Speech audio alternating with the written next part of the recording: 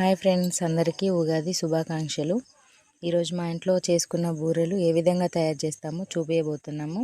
First శనగపప్పును ఉడకబెట్టుకోవాలి, తర్వాత రోట్లేసి దంచుకోవాలి, తర్వాత పొయ్యి మీద పెట్టి మొత్తం ఆ మిశ్రమాన్ని ఉడకనివ్వాలి. తర్వాత పిండి తీసుకొని పిండి కలుపుకోవాలి. దాంట్లో కొంచెం ఉప్పు, కొంచెం నూనె వేసి కలుపుకోవాలి. కలుపుకున్న తర్వాత అందరూ వేరేలా చేస్తారు, మేము వేరేలా చేస్తాం. అందరు భక్షాలు అంటే పెనం మీద కాలుస్తారు, సో మేము అట్లా కాదు. ఇది డిఫరెంట్ స్టైల్ అన్నట్టు మాది. అది మొత్తం పిండి అంతా దగ్గరికి వస్తుంది. దగ్గరికి వచ్చిన తర్వాత మనం రౌండ్గా చేసుకున్న బాల్స్ అంటే చపాతీ టైప్ చేసుకొని దాన్ని మధ్యలో పెట్టి 2 చపాతీస్ వేసుకొని దాని మధ్యలో మనం చేసుకున్న శనగపిండి దాన్ని అందులో పెట్టి ఒక గిన్నె సహాయంతో దాన్ని మొత్తము కట్ చేసుకోవాలి. కట్ చేసుకొని దాన్ని ఆయిల్లో డీప్ ఫ్రై చేసుకోవడమే.